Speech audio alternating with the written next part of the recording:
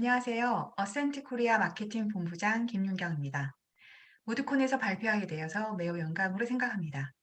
오늘은 강력한 팬덤, 컨텐츠가 답이다 라는 주제로 여러분과 함께 얘기를 나눠보고 싶습니다.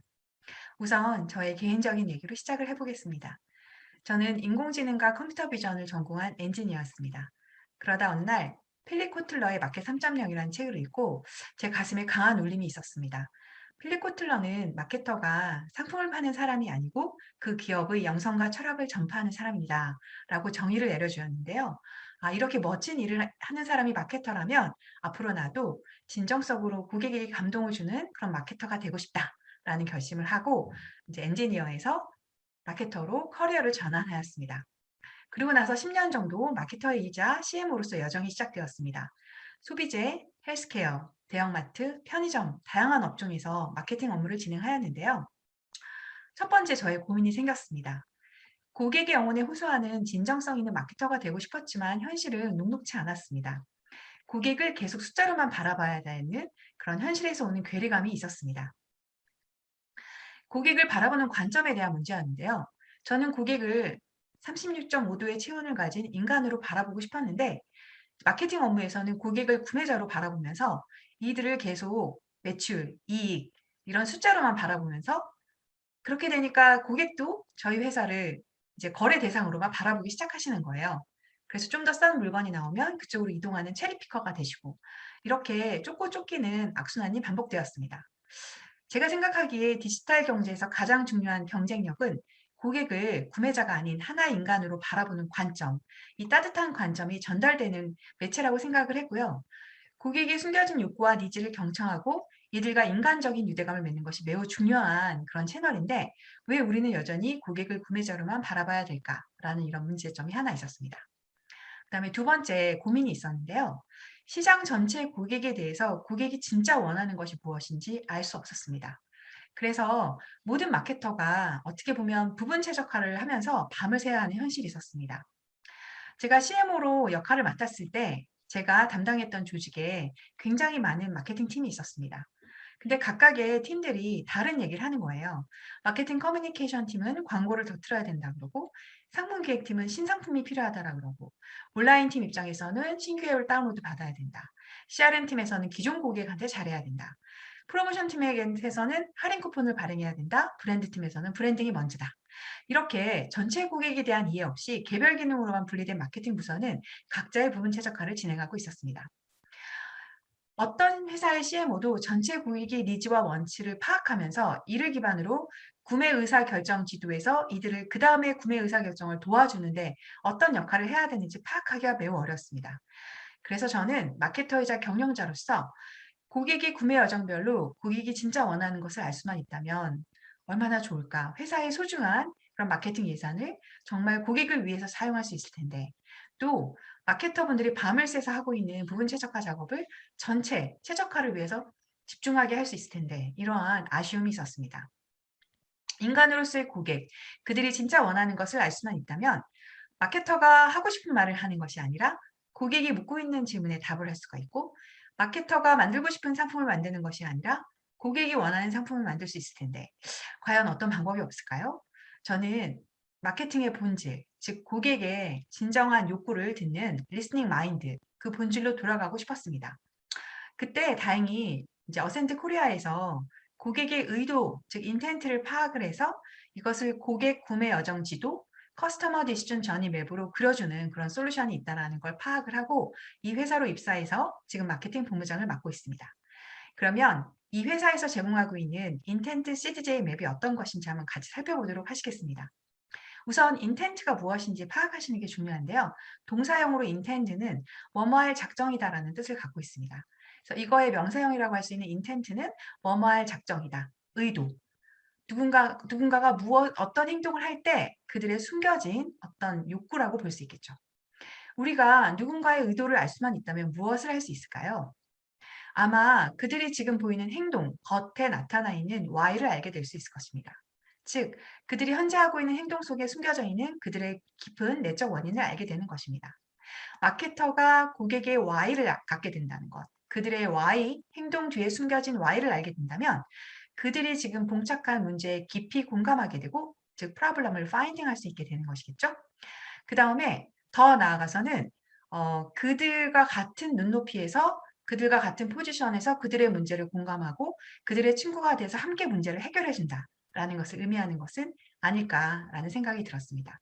그래서 어센트 코리아는 인텐트 CDJ 맵을 통해서 고객의 검색 인텐트에서 추출한 고객의 의도라는 그러한 고객의 욕구 덩어리를 고객의 구매 여정에 매핑해 주고 그다음에 그 고객 구매 여정이 매핑된 인텐트 단위로 고객들의 반응이 높은 콘텐츠를 성공적으로 제작할 수 있도록 도와줌으로 인해서 궁극적으로 그 회사의 웹사이트 또는 직영몰로 고객이 직접 유입될 수 있는 그런 솔루션을 제공해 주는 회사입니다. 아래 그림에서 보듯이 기본 프로세스는 다음과 같습니다. 네이버나 구글의 모든 검색을 다 가져와서요. 저희가 그 업에 해당하는 고객의 의도 단위로 묶어드리게 됩니다. 그게 가운데 있는 동그란 덩어리라고 보실 수가 있고요. 그러면 어떻게 의도를 파악하나요? 라는 질문에 있어서는 오른쪽 페이지에 구글의 검색 결과를 보면 구글은 이미 인공지능 엔진이 그 모든 고객의 의도 기반으로 가장 적합한 컨텐츠를 맨 상위에 올려놓게 됩니다. 그러므로 그 상위에 올라가 있는 컨텐츠의 리스트가 비슷하다면 비록 롱테일 키워드는 다르다 할지라도 같은 고객의 의도를 갖고 있는 그러한 키워드라고 볼 수 있습니다. 그래서 이렇게 가운데 소비자 인텐트를 고객의 구매 여정에 매핑을 해주고 이를 기반으로 마케팅 의사결정을 도와주는 회사라고 보실 수 있겠습니다. 저희는 이것을 인텐트 마케팅이라고 부르는데요. 소비자가 원하는 것, 의도를 정확히 이해하고 이에 부합하는 정보, 서비스, 제품 경험을 제공하고 그럼으로써 이 기업은 나의 요구를 잘 경청하고 이해해주고 있고 내가 정말 대접받고 있다. 그래서 소비자가 그 기업을 신뢰하고 좋아할 수 있게 만드는 궁극의 마케팅 전략이라고 볼 수 있습니다. 자, 그렇다면 고객의 의도, 인텐트를 아는 것이 왜 중요할까요? 두 가지 의미가 있습니다. 첫 번째는 그 사이트 또는 직영물로 트래픽을 많이 유입해 주기 때문에 그리고 이렇게 자연 유입된 트래픽은 전환율이 매우 높습니다. 그래서 트래픽 양이 늘어나고 전환율이 높기 때문에 매출이 극대화되는 효과를 갖게 됩니다.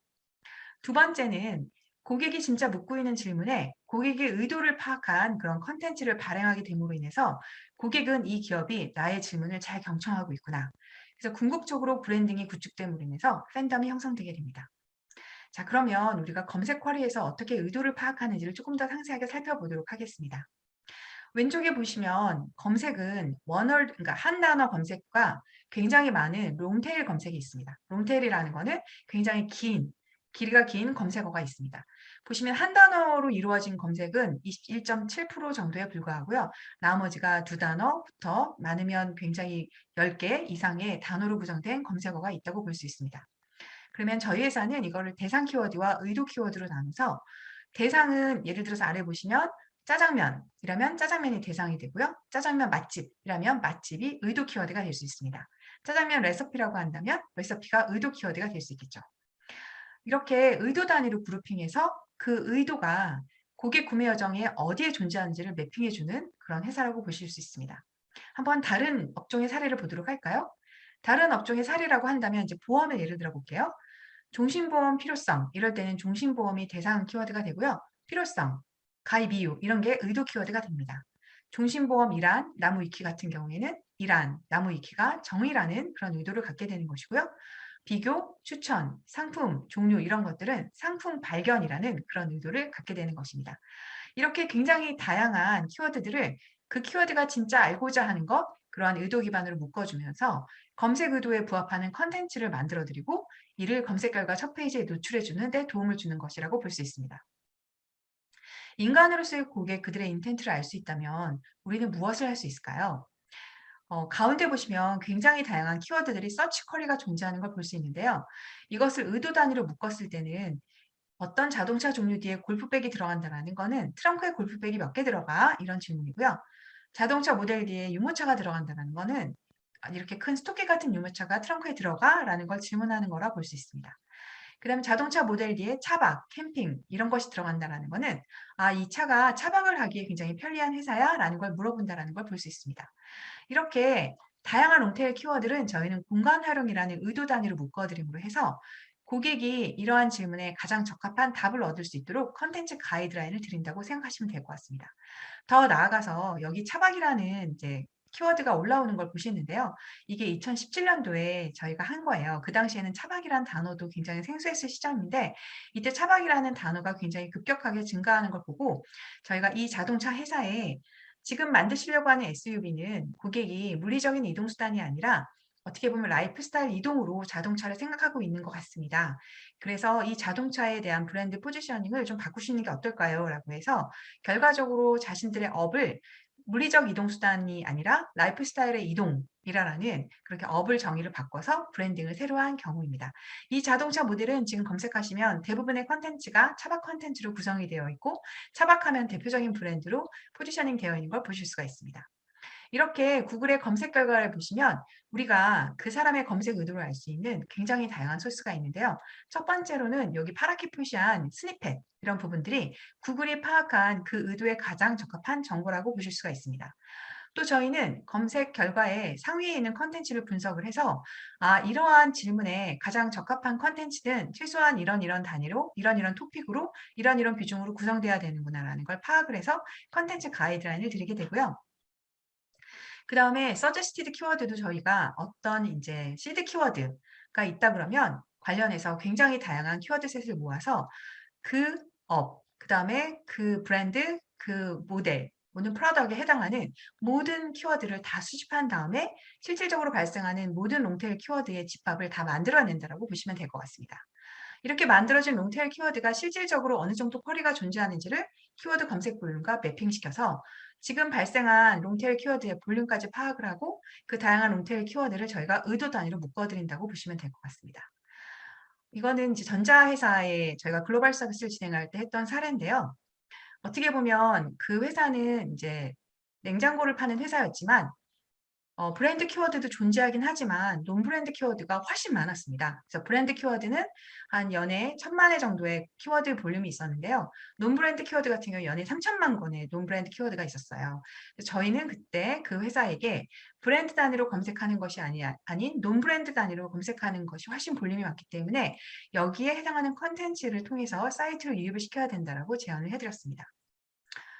저희가 지금 제공하고 있는 리스닝 마인드 솔루션을 잠깐 보여드리면 이렇게 고객의 다양한 롱테일 키워드를 그 브랜드가 보고자 하는 다양한 토픽으로 분류해서 수직으로 보면 검색 트렌드가 증가하는지 그다음 가로축으로 보면 검색량이 얼마나 많은지를 가지고 지금 특정 기간 동안 가장 많은 증가가 있었던 자사와 경쟁사 분야의 토픽과 키워드를 발굴하고 이를 기반으로 브랜드라던가 상품 전략을 짤 수 있도록 도와드리고 있습니다.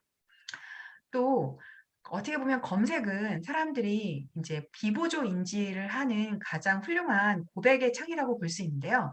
왜냐하면 어떤 브랜드를 보고 하는 게 아니라 검색창에 자기가 생각을 해서 입력해야 되는 부분이 있습니다. 그래서 상시적으로 변화하는 브랜드 인지도를 확인함으로 인해서 비보도 인지도 조사를 가장 빠르고 간단하게 해결할 수 있는 그런 방법이라고 볼 수 있습니다. 아래 그림은 카드업에 있어서 예를 들면은 그 각 세그먼트, 각각의 카드가 주는 혜택별로 그 브랜드의 마인드 쉐어를 본 사례라고 볼 수 있습니다. 그래서 저희는 고객의 여정, 왼쪽에서 오른쪽으로 가는 고객의 여정에서의 각각의 그 업에서 발생하는 모든 키워드를 의도 단위로 묶어서 그걸 의도, 인텐트 단위로 묶어서 구매 여정으로 매핑해 드림으로 인해서 산업절반에서 고객이 가장 많이 묻고 있는 어떤 질문, 그다음에 토픽 이런 부분에 대해서 브랜드가 자기 회사와 경쟁사 브랜드와 함께 보실 수 있도록 도와드리고 있습니다. 이 프로세스에 대해서 조금 더 구체적으로 말씀을 드릴게요. 이것은 미국의 프리미엄 세단에 대해서 저희가 했던 사례인데요. 자동차업에 대해서 북미 시장의 자동차업에 대해서 저희가 모든 검색어를 갖고 와서 인텐트 단위로 그룹핑을 해드립니다. 여기서 볼륨이 클 때는 이 버블이 크다라는 걸 말씀을 드립니다. 이렇게 묶어드리게 되면 이제 마케터는 어떤 의사결정을 하실 수 있을까요? 여기 볼륨이 크다라는 거는 그 월의 검색량이 굉장히 많은 롱테일 키워드는 다르다 할지라도 의도가 굉장히 높은 그런 키워드라고 볼 수 있습니다. 이 부분에 집중해야 된다는 게 파악이 되고요. 그다음 화살표가 보이실 수 있을 텐데요. 이것은 고객이 이러한 질문을 한 다음에 그다음에 무슨 질문을 하는지라는 검색 경로의 대세적인 흐름을 표시한 것입니다. 이걸 통해서 우리가 첫 번째 컨텐츠를 만든 이후에 두 번째 컨텐츠는 무엇을 만들어야 되는지 컨텐츠 큐레이션에 대한 전략을 수립할 수가 있고요. 그다음 자사의 대응률이 나오는 거 보실 수 있습니다. 자사의 대응률이라는 거는 세 가지 조건이 만족돼야 됩니다. 이 의도에 합당하게 솔루션을 제공해주는 상품이나 서비스가 존재해야 되고요. 두 번째, 그 상품이나 서비스를 설명하는 콘텐츠가 존재해야 됩니다. 세 번째, 그 콘텐츠가 검색 첫 번째 페이지에 노출이 돼야 됩니다. 이 세 가지가 엔드 조건이 돼야 그 회사는 대응을 하고 있다고 보실 수가 있고요. 이것을 그 회사가 지정하는 경쟁사 대비해서 비교해서 보실 수가 있습니다. 그러면 마케터는 어떤 의사결정을 할 수 있냐면 경쟁 우위에 뒤처져 있는 의도에 대해서 우리가 좀 더 낮게 배럴하게 할 것이냐, 아니면 경쟁사가 전혀 진입하지 않은 의도에 있어서 우리가 디퍼런트 전략을 수립할 것이냐라는 그 브랜드의 어떻게 보면 전략적인 의사결정을 하실 수가 있습니다. 그래서 어떤 스팟을 발견해서 우리가 경쟁사 대비해서 좀 나아지게, 아니면 경쟁사가 없는 곳에 우리가 점유를 하고 싶다라는 의사결정을 하시게 되면요. 저희가 그 의도에 대해서 아까 구글의 검색 결과를 역으로 분석해서 가장 최상위에 노출된 컨텐츠의 공통점을 뽑아서 가장 많이 다뤄야 될 토픽, 키워드, 그다음에 볼륨, 순서, 그다음에 그 키워드는 어떤 포맷으로 설명이 돼야 되나, 즉 동영상으로 설명이 돼야 되는지, 이미지로 설명이 돼야 되는지, 텍스트로 설명이 돼야 되는지에 대해서 상세한 가이드라인을 드린다고 볼 수 있습니다. 한번 사례로 말씀을 드리면요. 아까 말씀드린 이제 글로벌 전자에서 시행했던 사례인데요. 여기에 보시면 이제 토픽을 첫 번째 페이지에 올라오는 토픽을 분석했을 때 테마 1, 공간에 대한 문제, 테마 2, 발생 빈도가 높은 문제점에 대한 문제, 테마 3, 언제 어디서 하는 게 좋은 것에 대한 정보가 가장 많이 공통적으로 노출된 걸 저희가 파악할 수 있었습니다. 그래서 오른쪽에 보이시는 대로 이러한 의도를 가지고 있는 고객분들에게는 공간 활용성과 발생 빈도가 높은 문제점, 언제 어디서 하는 것이 좋은지에 대해서 컨텐츠 가이드라인을 상세하게 드림으로 인해서 그 의도, 아까 동그라미 단위에 해당하는 트래픽을 그 자사 사이트에 컨텐츠가 그대로 유입시킬 수 있도록 도와드립니다. 근데 대부분의 자사 콘텐츠로만 대응하기는 어려운 경우가 많습니다. 왜냐하면 고객은 그 브랜드가 얘기하는 것만 믿고 있지 않기 때문에 브랜드나 경쟁사가 아니라 굉장히 중립적인 사이트, 전문적인 사이트에는 어떤 사이트들이 있는지를 저희가 검색 결과에서 다 뽑아드려서 그 매체에, 즉 미디어 터치 포인트에 우리가 어떻게 애드버터리얼을 해야 될지, 네이티브 애드버타이즈먼트를 해야 될지, 아니면 인텐트 기반의 광고 집행을 해야 될지에 대해서도 전략을 수립할 수가 있습니다. 그리고 저희가 또 이제 개발한 툴인데요. 소비자들의 검색어간에 이제 검색 경로를 저희가 가장 많이 빈번하게 일어나는 검색 경로를 파악을 해서 이제 고객사에게 드리게 됩니다. 그럼 고객사는 무엇을 하실 수가 있냐면, 우리가 광고를 집행할 때 가는 흐름이 이렇게 됐을 때 이 부분을 좀 더 가속화시키기 위해서 중간에 컨텐츠를 무엇을 만들어야 될지, 또는 자연유입을 시킬 때 또 어떻게 컨텐츠 큐레이션을 해야 될지, 또 역으로 경쟁사의 검색 경로를 끊기 위해서 우리가 어떻게 인터섹션 컨텐츠를 만들거나 광고를 집행해야 될지에 대해서 굉장히 과학적인 의사결정을 내리실 수 있게 됩니다. 그리고 실질적으로 광고를 집행할 때도 고객의 의도 기반으로 광고를 집행했을 때 굉장히 효율이 높은 결과가 나와 있습니다. 이것은 미국 P&G의 사례인데요. 눈 밑 다크서클이라는 이제 검색 광고를 집행하신다고 할 때에도 일반적으로 아래처럼 검색 광고를 집행합니다. 어떤 회사의 제품, 바로 검색 광고를 걸게 되는데요. 이렇게 됐을 때 고객은 이거 너무 광고스럽기 때문에 클릭을 잘 하지 않거나, 클릭을 했을 때 바로 구매로 이어지는, 어떻게 보면 아까 거래 관계에 해당하는 손님들이 고객이 보여준 행태를 보인다고 볼 수 있습니다. 이럴 때 검색 의도 기반으로 광고를 집행한다는 것은 다크서클이라고 했을 때 그 사람이 다크서클을 입력했을 때는 상품만 찾는 것은 아니거든요. 왜 다크서클이 생겼는지, 내가 어떻게 일상에서 이걸 없앨 수 있는지에 대한 생활 팁을 얻는 거일 수도 있어요. 이렇게 고객의 의도에 맞는 광고 문구를 집행함으로 인해서 고객은 광고 존에 있음에도 불구하고 광고처럼 느껴지지 않고 나한테 유용한 정보라고 생각이 들어서 클릭하게 되는 경우가 많습니다. 이렇게 고객의 의도 기반으로 광고를 집행하게 되면 실질적으로 판금 클릭률이 굉장히 높아지고 비용이 줄어드는 효과가 실질적으로 존재하는 걸 볼 수 있습니다. 사실 해외에서는 이제 검색 의도 기반의 문맥 타겟팅에 대해서 굉장히 효율이 높아서 굉장히 많은 광고주들이 집행하고 있는 현상을 볼 수 있습니다. 그다음에 제가 두 번째 말씀드릴 거는 결과적으로 고객의 인텐트를 알게 된다면 회사의 매출이 늘어날까요? 이것을 트래픽과 전환율 관점에서 보도록 하겠습니다. 아까 북미 프리미엄 세단 시장에 있어서의 아까 인텐트 CTG 맵을 보여드렸는데요. 이것을 이 동그라미로 싼 실질적인 볼륨으로 보여드리겠습니다. 그러면 각각의 구매 여정별로 이렇게 이제 트래픽이 존재하는 걸 볼 수 있는데요. 만약에 초기 탐색에 대한 트래픽이 굉장히 높다라고 한다라는 거는 브라우징부터 특별한 브랜드 이름이 나타나게 되거든요. 그러니까 브랜드를 확정하지 않고 찾는 그 업에서 여전히 브랜드에 안착하지 않은 고객이 많다라는 걸 아실 수가 있고요.